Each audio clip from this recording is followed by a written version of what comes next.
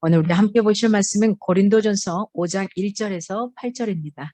고린도전서 5장 1절에서 8절입니다.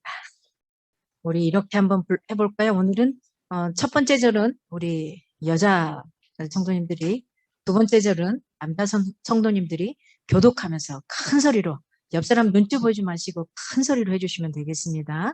시작. 너희 중에 심지어 음행이 있다함을 들으니 그런 음행은 이방인 중에서도 없는 것이라. 누가 그 아버지의 아내를 취하였다 하는도다. 그리하고도 너희가 오히려 교만하여서 어찌하여 행하는 아니하고 의에 행한 자를 너희 중에서 쫓아내지 아니하였느냐. 내가 실로 몸으로는 떠나 있으나 영으로는 함께 있어서 거기 있는 것 같이 이런 일 행한 자를 이미 판단하였노라. 주 예수의 이름으로 너희가 내 영광에 비해서 주 예수의 능력으로 이런 자를 사탄에게 내주었으니 이는 육신은 멸하고 영은 주 예수의 날에 구원을 받게 하려 함이라. 너희가 자랑하는 것이 옳지 아니하다.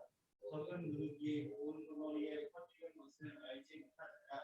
너희는 누룩 없는 자인데 새 덩어리가 되기 위하여 묵은 누룩을 내버리라. 우리의 유월절 양 곧 그리스도께서 희생되셨느니라. 그러므로 우리가 명절을 지키되 묵은 누룩으로 말고 악하고 악의 산 누룩으로 우리 순전함과 주시함의 떡으로 하라. 아멘, 아멘. 예. 우리 벌써 고린도전서 5장으로 넘어옵니다. 지금껏 1장 10절에서 4장 21절까지 쭉 봤던, 4장까지 봤던 내용은 고린도 교회가 당면한 문제, 그 중에서도 분쟁 문제에 대해서 집중적으로 다루었어요. 근데 지금 5장과 6장은 주로 도덕적인 무질서의 문제를 다루고 있습니다. 이 고린도전서는 지금 현재 우리가 21세기를 살아가는 2021년을 살아가는 이 시대와 그 전에 살았던 고린도 교회 그 현상이 너무나 똑같다라는 거, 이걸 생각하시면서 그렇다면 지금의 교회를 살아가는 우리는 어떤 교인으로, 어떤 성도로 살아가야 되는가, 이걸 좀 생각할 수 있으면 좋겠습니다. 이 고린도 지역은, 저는 이제 고린도 지역을 다녀왔습니다. 항만이지만 굉장히 잘 돼 있어요. 원래 배 타고 다니는 곳들이 좀 문란하기도 하잖아요. 돈도 많고 잠깐 머물렀다 가는 곳이기 때문에 굉장히 문란합니다. 상업이 흥행한 항구 도시의 특성을 굉장히 반영하고 있어요. 그래서 당시 고린도 교회는 도덕적으로 굉장히 매우 문란할 수밖에 없었던 상황이고요. 교회라고 안 그렇겠는가? 동일하게 같이 흘러 들어왔습니다. 고린도의 헬라인들은 매춘을 마치 음식 먹는 것처럼, 밥 세끼 먹는 것처럼. 그리고 여러분, 목 타면은 뭐 찾죠? 음료수 찾잖아요. 그리고 또 커피 찾잖아요, 쉽게. 저는 아이스크림 좋아하니까 아이스크림 찾잖아요. 그렇게 찾던 게 매춘 행위였습니다. 아주 자연스러웠어요. 그리고 누구한테 부끄러울 것도 없어요. 너도 그렇고 나도 그렇고 다 그러고 있으니까요. 그리고 미의 여신으로 숭배되었던 아프로디테, 들어보셨죠? 아프로디테에게는 기도할 때마다 가급적이면 많은 창녀들을 초청을 해요. 그리고 제사의식으로 음행을 자행하기도 했던 거죠. 이런 극심한 성적인 타락이 사실은 거룩해야 될 교회, 구별되어야 할 교회조차도 오염시켰던 것입니다. 고린도 교회 내에 심각한 도덕적인 문제가 대두되었음을 보고받게 되어 바울이, 그래서 교회 공동체의 순결을 위해서 굉장히 책망하고 권면을 합니다. 그래서 이 문제를 다루고 있는 내용이 바로 오늘 본문의 내용, 첫 서두이기도 합니다. 5장 1절에서 8절, 묵은 누룩을 내어버리라. 제일 마지막 때로 나왔던 너희에게 순전함과 순결함을 찾으라는 거죠. 이걸 이야기하고 있습니다. 음행 중에서도 어떻게 표현하기 어려운, 인간으로서는 하지 말아야 돼, 근친상간의 죄악을 오늘 1절에서 5절을 쭉 불러서 이야기를 합니다. 당시 헬라의 대도시가 일반적으로 성적인 문란 그리고 방종한 생활에 물들어 있었지만 특히나 바울 당시의 고린도는 그 가운데서도 굉장히 심각한 양상을 보였던 곳으로 유명한 도시였습니다. 그런데 더 심각한 문제는 이러한 성적인 문란이나 방종이 교회까지도 침투해 있어서 마치 마취약을 받은 것처럼 교회가 아무런 느낌을 받지 못하고 있다라는 거예요. 그리고 그 교회가 그것을 묵인했다는 게 더 큰 심각한 문제를 일으키고 있다는 겁니다. 그래서 바울은 이런 범죄가 1절에 보면은 이렇게 표현하죠. 이방인 중에라도 없는 것, 이방인 중에라도 없는 것, 이걸 언급하면서 강하게 책망하고 있습니다. 바울은 바로 고린도 교인들의 성적 타락의 극치를 강조하고 있죠. 그러면서 엄하게 책망하기 위해서 이방인과 비교를 해요. 구별돼야 된 너희들이 이방인에게도 없는 그것을 행하고 있구나라고 표현하는 겁니다. 고린도 교회 안에 사실은 계모, 아버지의 아내죠. 아버지의 아내. 이 계모와 동거하는 자가 비일비재했던 겁니다. 그러니까 하지 말아야 될 선들을 넘어서죠. 요즘 시대도 사실은 있습니다. 뭐 이렇게 나오지 않는 것뿐인 거죠. 성경을 보면은 하나님은 음행에 대해서 굉장히 강력하게 대처하는 걸 볼 수 있습니다. 다른 것들도 물론 강하게 대처합니다만은 음행에 대해서는 더더욱 십계명을 통해서 뭐 하지 말라고 그러죠? 출애굽기를 통해서 간음하지 말라라고 표현하죠. 그리고 명령하십니다. 간음하지 말라. 해도 되고 안 해도 되가 아니라 너 안 했으면 좋겠어. 이 요청이 아니라 청용으로 한 게 아니라 하지 말라라고 명령하십니다. 간음하는 남녀를 발견하면 레위기에 어떻게 말합니까? 둘 다 사형에 취하라고요. 둘 다. 사형을 시키라고 표현합니다. 신명기 22장 22절에도 그렇게 명합니다. 야곱의 장남 루벤, 서모인 비라와 간음을 하죠. 야곱으로부터 저주를 받아서 장자의 권리를 빼앗기게 되죠. 그리고 그가 혼자로 끝나는 게 아니라 그 후손까지도 질이 멸렬하게 되었던 것을 볼 수 있습니다. 다윗은 또 어떻게 하죠? 그 희화의 장수 우리아의 아내 밧세바를 간음하잖아요. 그 결과 하나님은 나단을 통해 엄히 책망하십니다.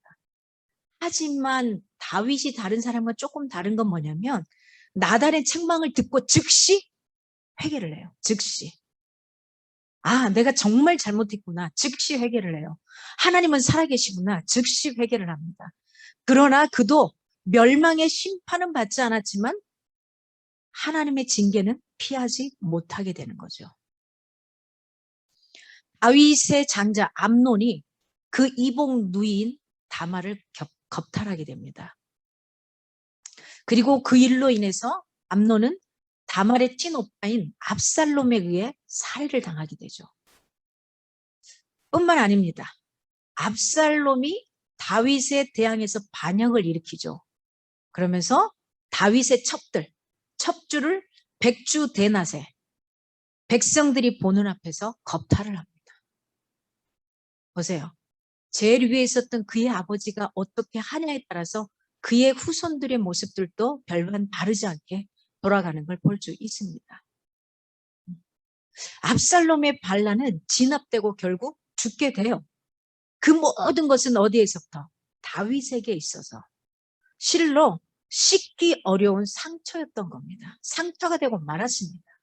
이렇게 하나님은 다윗의 음행에 대해 굉장히 엄히 심판하시는 것을 볼 수가 있습니다.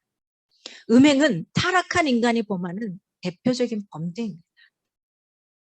그리고 이 범죄는 음행한 사람의 몸은 물론 사실은 몸만 더럽히는 게 아니라 어디까지도 그 영혼까지도 피폐하게 더럽히고 맙니다. 가정을 파괴한다? 이걸로 끝나지 않죠. 사회로 더럽히게 되는 겁니다. 때문에 하나님도 음행에 대해서만큼은 다른 죄에 비해서 굉장히 엄히 대처하고 있습니다.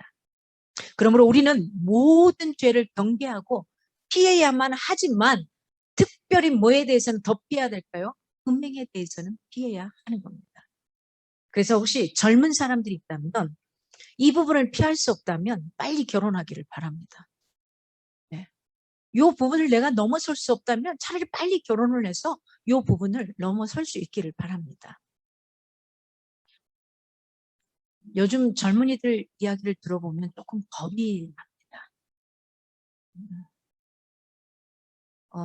한 사람만 쳐다보고 살기가 어렵다라는 이야기를 제 조카 입을 통해서 제가 듣게 됐습니다. 아니, 이모, 어떻게 한 사람만 보고 평생 살아야 돼? 나는 그냥 이렇게 살면서, 혼자 살면서, 이 사람, 저 사람 좀 만나면서 살고 싶어라는 표현을 하더라고요. 지금 세태가 그렇다라고 표현하고 제가 깜짝 놀랐는데, 지금의 젊은이들의 생각이 다 그렇다라고 표현하더라고요. 그래서 우리가 어떤 기준을 가지고 분명히 나가야 되는지를 여러분이 말씀 가운데 잡을 수 있기 원합니다. 세태가 그렇다고 해서 그게 아닌데, 그걸 긴 것처럼 따라가지 않기를 바랍니다. 육신의 정욕을 따라 행하는 자들은 결탄코 말씀에 그렇게 표현합니다. 천국을 기업으로 얻지 못한다. 고린도 교인들은 교회 안에서 발생한 음행의 사건에 대해 자성을 하지 않았습니다. 그들은 자신들의 방종으로 인해 죄악이 교회 안에 침투하게 되었다는 공동체적인 책임을 통감해야만 했습니다. 근데 뿐만 아니라 교회는 파당을 만들기 시작을 했던 거예요. 이쪽 저쪽으로. 그리고 쓸데없는 논쟁을 일삼기 시작을 해요. 다른 것들로 심하게 분열되어 있었던 겁니다. 그래서 바울은 2절에 이렇게 표현하죠. 범죄한 자를 왜 물리치지 않았느냐? 왜 범죄한 자들을 너희들이 물리치지 않았느냐? 이렇게 표현하는 겁니다. 고린도 교인들에게 책망하고 있는 겁니다. 문제의 심각성은 교회 안에서 벌어지는 부도덕성에 대해서 교회 자체가 굉장히 미온적인 태도를 지니고 있는 겁니다. 아닌 것에 대해서는 분명히 이야기할 수 있어야 되는데 보통의 강단에서 흘러나오는 말씀들은 말씀에서 말씀으로 풀어주는 게 아니라 성도들이 아니요, 앉아있는 그 신자라고 하는 표현하는 사람들이 좋아하는 말들, 그 말들로 많은 것들이 흘러나오고 있지 않나 생각해 봅니다. 저도 이 본문을 보면서 고민이 많이 됐습니다. 하지만 가려내서 하는 것이 아니라 지금 우리가 이 말씀 속에서 어떻게 살아가야 되고 어떤 기준을 가지고 교회를 만들어 가야 되는지에 대해서 분명히 볼 수 있기를 원합니다. 바울이 본 서신을 썼던 시기는 제3차 전도 여행 중에 썼습니다. 에베소서에 머물러 있었던 그때쯤으로 추정을 합니다. 그래서 따라서 지금 바울은 고린도 교회들과 떨어져 있는 상태라는 거고 당장 달려오기가 어렵죠. 그래서 지난주에 누구를 자기가 믿고 신뢰하는 디모데, 아들 같은 디모데를 보내겠다고 합니다. 비록 몸은 떠나 있지만 같은 명 안에서 다시 말하면 마음만은 그 고린도 성도들과 함께 있다라는 것을 바울이 표현하고 있습니다.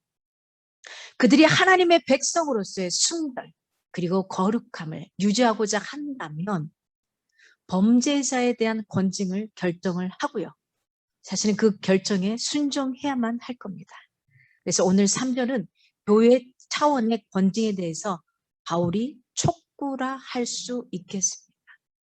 여러분 신앙생활 할 때는 어땠나 모르겠습니다. 제가 중고등학교 때 사실은 교회를 나가면은 저희 부모님도 그랬고 뭐라 그러죠? 그 남녀 간에 만나는 거 그때 당시에 이제 그게 좀 허락되지 않는 상황이었습니다. 80년대만 해도 그랬습니다. 80년대만 해도 교회 가면은 연애하러 간다라는 안 좋은 뉘앙스의 표현을 했어요. 연애하러 간다. 그래서 보통 빵집에서 연애를 많이 했죠. 그래서 빵집에 가면은 정학을 당했어요.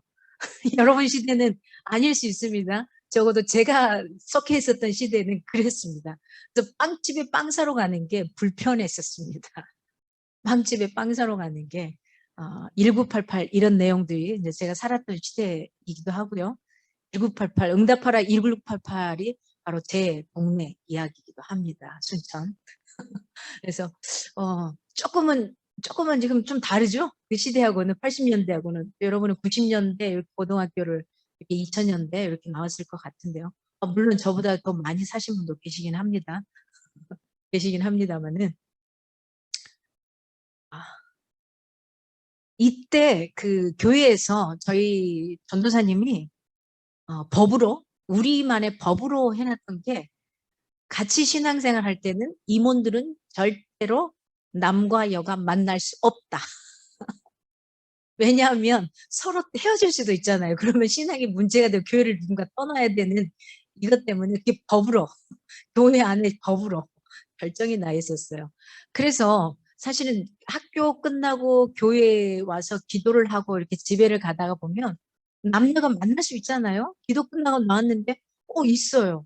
그래서 그 교회 담벼락에서 만나고 있으면 4층에 전도사님이 사셨는데 그 4층에서 물을 퍼부으셨습니다. 이게 참 지금 같으면 이거 교회 하나도 남지 않겠죠. 중고등학교 아이들이. 근데 물을 퍼부었어요. 그리고 제 기억에 선명했던 게 강목을 들고 조금 말썽을 일으켰던 한 쌍이 있었습니다. 강목을 들고 너희들 때문에 교회가 욕을 먹어. 교회 나가 그러시더라고요.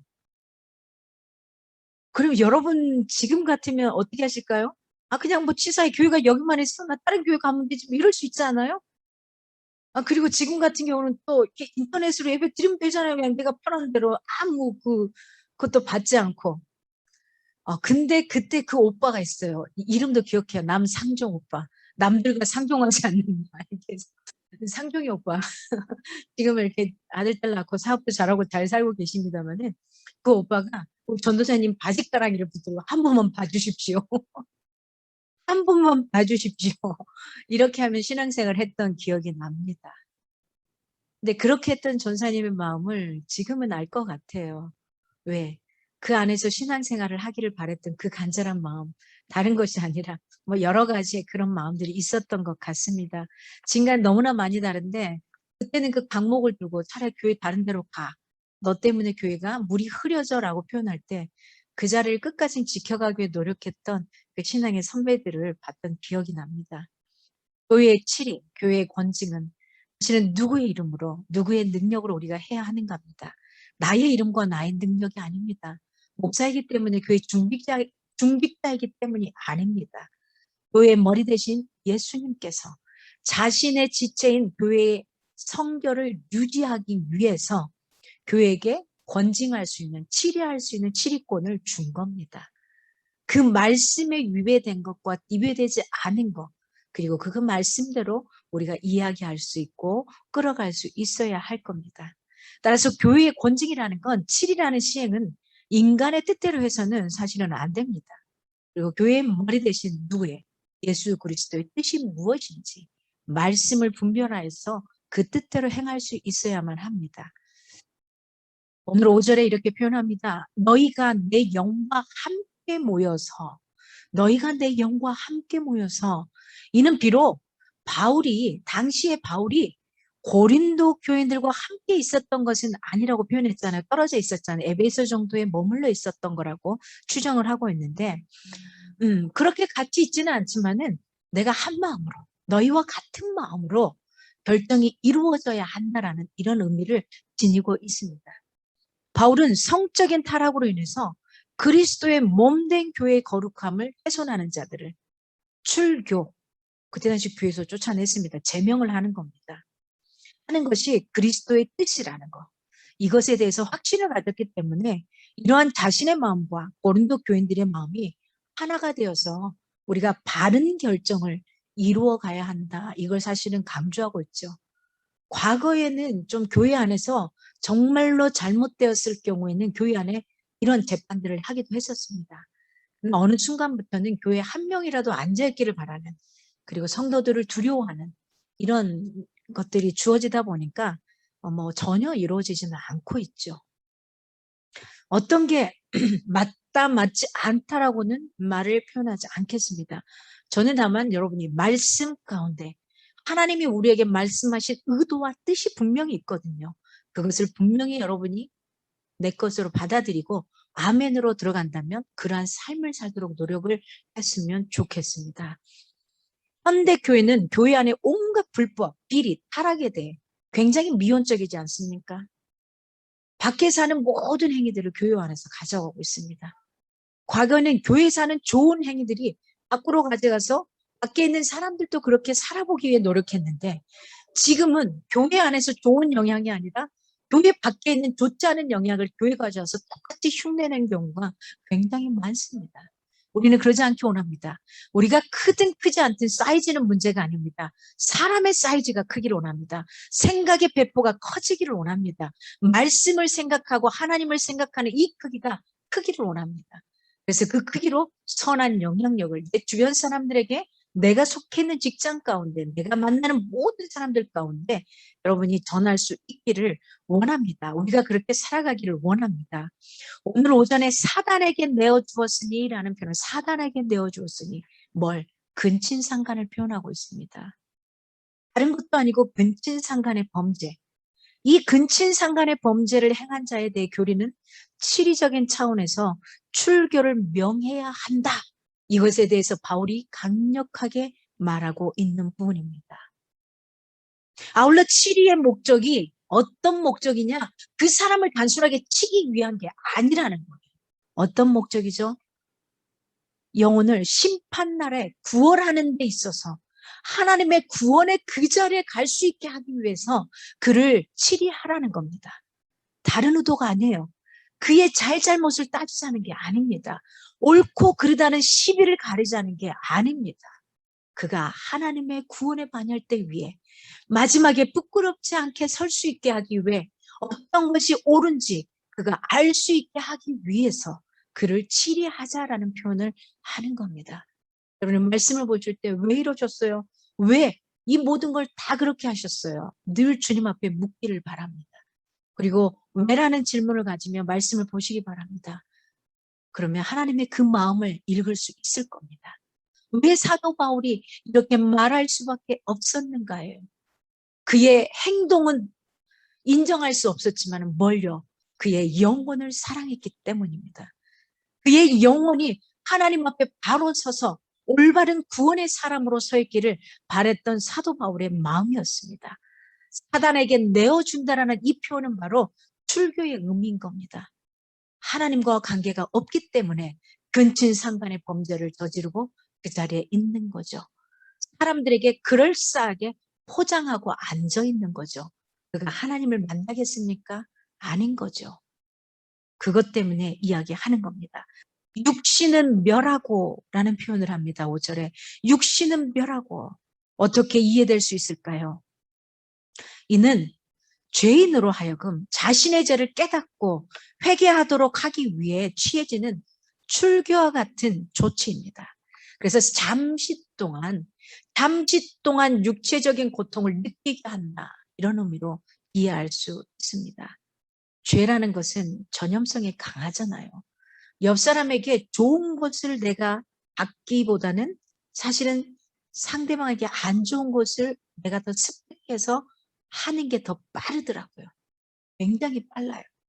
좋은 것은 오랜 시간 축적이 되는 이 시간을 통해서 좋은 것들을 본받게 되고 나도 그 모습을 닮아 있는데, 부정적인 것은 닮으려고 생각도 하는데 너무나 금방 흡수되어 있는 우리를 보게 됩니다. 죄는 전염성이 강하기 때문에 사도 바울이 이야기하는 겁니다.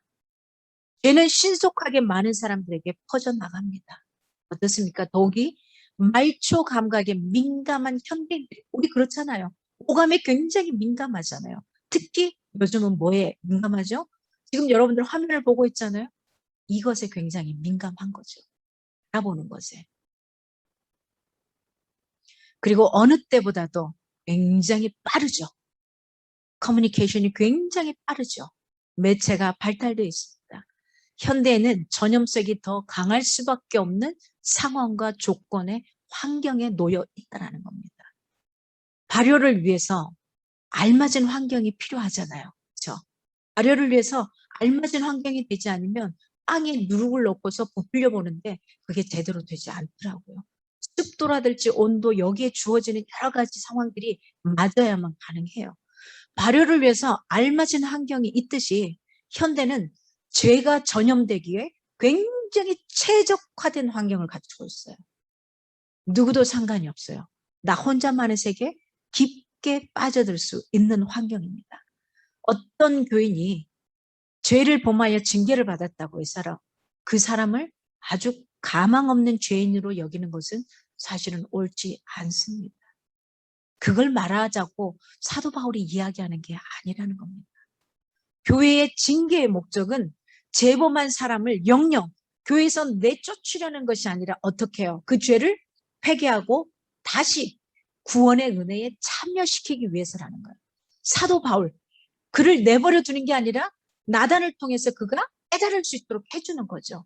그러나 그가 깨닫고 돌아오는 것처럼, 하나님 앞에 통곡하고 돌아오는 것처럼, 그리고 주여 내 마음이 확정되고 확정되어 싸우니 나를 버리지 말라고 말했던 다윗, 그의 울부짖음처럼 그가 돌아오기를 바라는 겁니다. 오늘 5절에서 8절을 쭉 말합니다. 불의에서 거룩함으로 우리가 가기를 바라는 겁니다. 순결함과 진실함으로 있기를 바라는 겁니다. 개인적인 영적 구원을 위해서, 영혼 구원을 위해서 범죄한 자들이 교회에 미칠 수 있는 악한 영향력에 대해서 경고하죠. 교회의 성결을 위한 권징 시행을 촉구하고 있습니다. 6절에서 8절, 교회의 거룩한 순수성을 보존하기 위해서 이야기를 합니다. 결국 불의에서 거룩함으로 이야기하는 게 첫 번째는 영혼 구원을 위해서 이야기하는 거고요. 앞에 이런 이야기들을 쭉 예로 든 것은 영혼을 구원하기 위해서 사도 바울이 이야기한 거고요.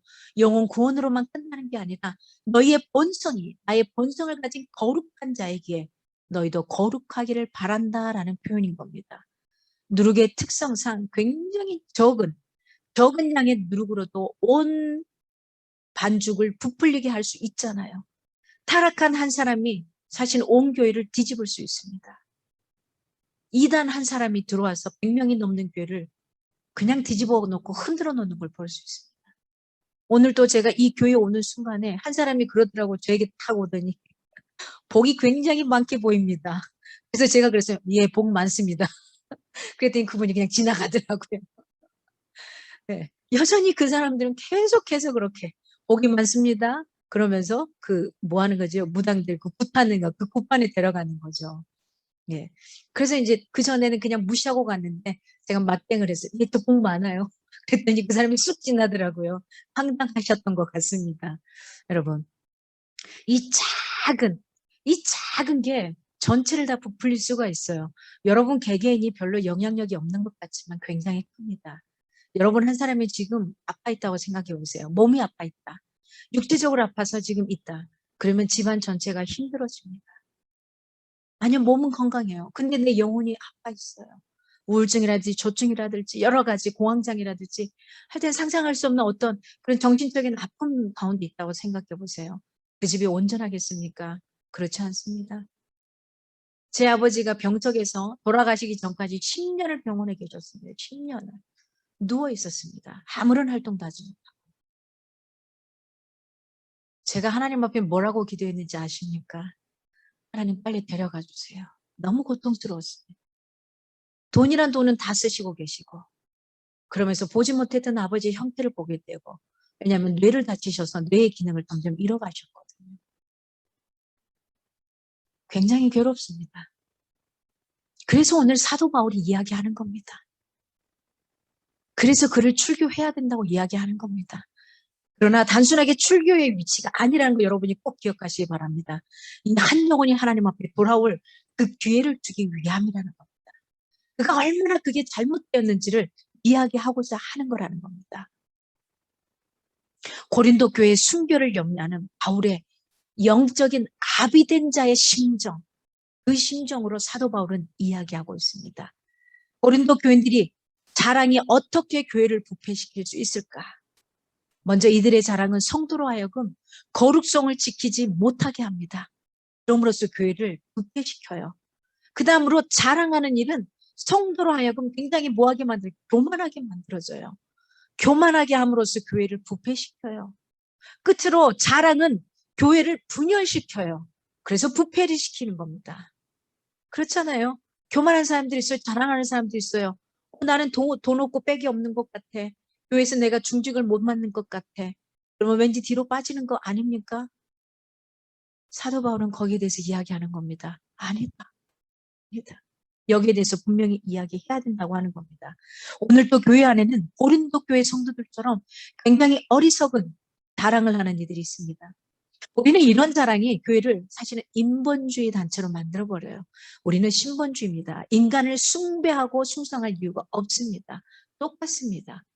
우리는 누구를? 신이신 주님을, 그분을 받들고 나가야 되는 겁니다.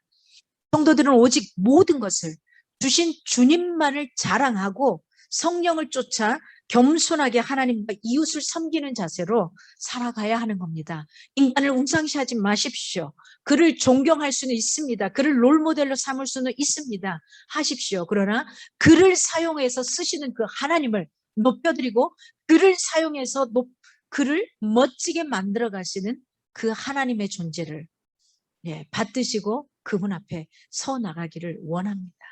사도 바울은 계속해서 이야기하는 겁니다. 나도 아니다. 나도 그분의 도구일 뿐이다 라고 표현합니다. 새로운 덩어리가 되기 위해서는 묵은 누룩을 제거해야만 합니다. 그걸 명령하는 겁니다. 모든 범죄자에 대하여 교회가 출교를 시켜야 하는 것은 아닙니다. 다만 교회의 거룩성을 유지하기 위해서 정당한 권징이 시행되는 것, 이게 필수적이어야 된다라고 사도 바울이 이야기를 합니다. 사도 바울이 왜 이렇게 간절하게 이야기하냐면 이때 당시에 사도 바울의 마음속에는 뭐가 있었냐면 곧 주님이 오실 거다. 왜냐하면 주님이 오신다 그러고 가셨잖아요. 내가 곧 올 거야 하시고 승천하셨거든요. 그렇기 때문에 종말론적인 이 심정을 가지고 이 고린도 성도들을 향해 이야기했던 겁니다. 그래서 그 간절함이 더 간곡하게 표현됐던 거예요. 언제 올지 몰라 이러면은 대충 이야기하고 끝나실지 몰라요. 사람들에게 좋은 이야기 들으려고. 하지만 간절했어요. 봤잖아요, 사도 바울은. 그 주님을 만났잖아요. 그러기 때문에 그 간절함을 이야기하는 겁니다. 여러분, 저와 여러분, 오늘 이 순간 만나고 정말 영원히 못 만날 수도 있습니다. 우리 착각하지 맙시다. 안 왔으면 좋겠습니다. 오늘이 마지막인 것처럼 예배하고 오늘이 마지막인 것처럼 내 옆에 있는 사람을 섬기고 사랑할 수 있었으면 좋겠고요. 오늘이 마지막인 것처럼 거룩한 본성을 가지고 성실하게 살아갈 수 있었으면 좋겠습니다. 6월절 의식. 바울은 본문을 통해서 누룩으로 시작한 비유를 6월절 의식과 결합시켜서 이야기를 합니다. 이 6월절 의식은 어떤 겁니까? 이스라엘 백성들이 예굽의 노예 생활에서 구원받은 사실, 그걸 기념하기 위해 시작됐던 거죠. 출애굽 당시에 하나님이 내리신 재앙으로 애굽의 모든 장자들이 죽어갔잖아요.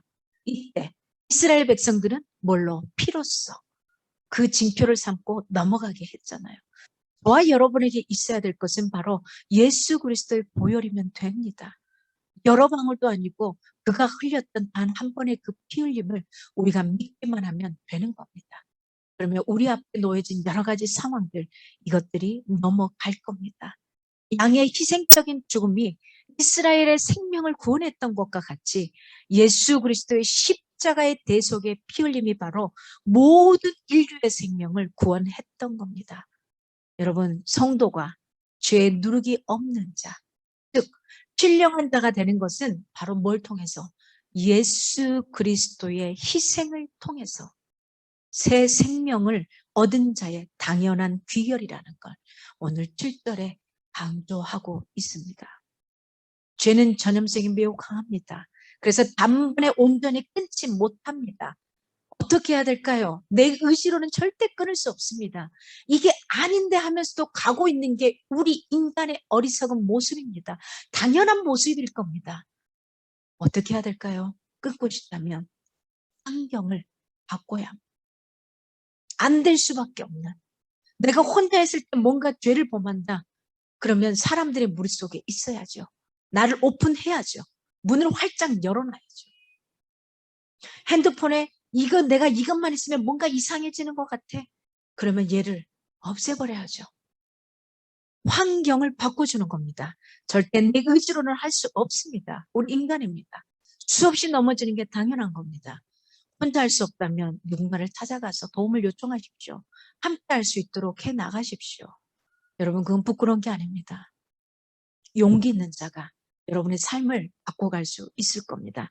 묵은 누룩을 버리십시오. 그걸 가지고서는 계속해서 걔는 부풀어 오르고 겁니다.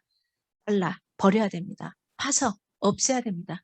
뒤엎어 갈아 엎어 주어야만 합니다. 오늘 8절에 바울은 먼저 묵은 누룩이나 괴악하고 악독한 누룩으로 유월절 절기를 지키지 말라라고 표현합니다. 성도가 그리스도께 속하기 전에 가졌던 이 죄악된 습성을 이야기하는 거예요. 먼저 가졌던. 한 걸음 더 나아가 순전함과 진실함에 누룩 없는 떡을 취할 것을 명령합니다. 순전함이라는 단어는 어떤 의미냐면 햇빛 아래에서 판단하다라는 의미를 가져요. 언어의 의미를 따지면. 순전하다.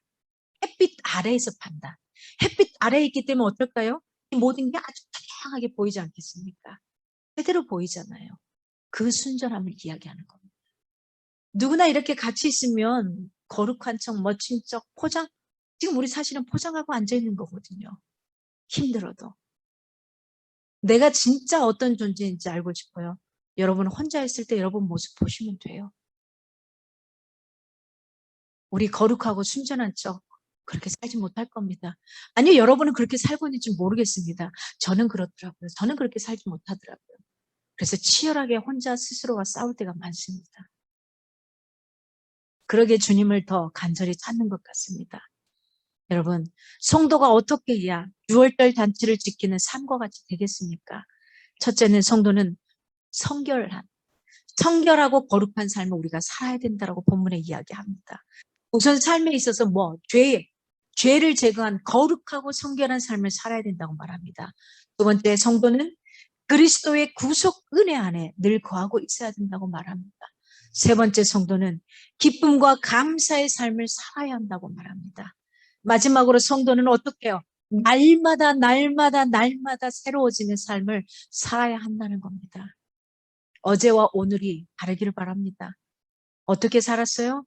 똑같이 살았어요. 그러면 안 돼요. 똑같은 날이지만 내 삶에 있어서는 그날이 마지막처럼 살아낼 수 있게 원합니다. 오늘은 현재입니다. 현재는 영어로 뭐죠? 두 가지 단어를 그때 이야기했었죠. 그렇죠? 제가 발음이 안 좋으니까 자꾸 영어를 이야기하면은 발음을 못 하겠어요. 예. 프리젠트. 그다음 또는 기프트. 그렇죠? 프리젠트 기프트라는 게 있어요. 선물입니다. 재능이라는 표현도 있고 선물입니다. 그날을 내 것으로 만드는 게, 그 날을 사는 게 나에게 주어진 재능이기도 하고요. 그 날을 사는 게 나에게 주어진 선물인 겁니다.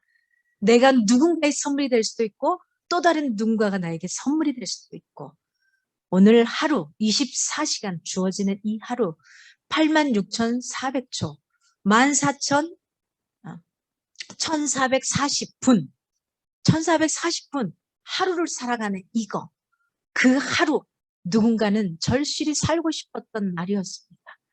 그런데 내가 대충 허비하며 살지 않기를 원합니다. 우리 열심히 삽시다. 바쁘게 살아란 말이 아닙니다. 내가 주어진 삶을 정말 알차게, 누군가가 살고 싶었던 그날, 살지 못했던 그날, 그걸 내가 대신해서 또 살아가는 날인 겁니다. 교회는 누구를 두려워야 합니까? 예수 그리스도, 하나님, 삼위일체 그 하나님 말고는 두려워할 자가 없습니다. 여러분, 우리가 누구의 눈치를 봐야 합니까? 교회 중직자요? 목회자요? 아니요. 하나님을 두려워할 수 있게 원합니다. 무엇을요? 말씀. 그렇다면 우리의 공동체는 깨끗하고 순결한가? 내가 깨끗하고 순결한 자로 성도라고 표현하는 그 사람인가? 이걸 우리가 느낄 수 있기를 바랍니다. 여러분, 이 시간 우리 함께 기도하기를 원합니다. 어떤 모습으로 가야 될까요? 말씀과 삶이 일치하는 삶을 살 수 있는, 그래서 순전함과 진실함으로 묵은 누룩을 버리는 이러한 삶으로 살아갈 수 있는 도와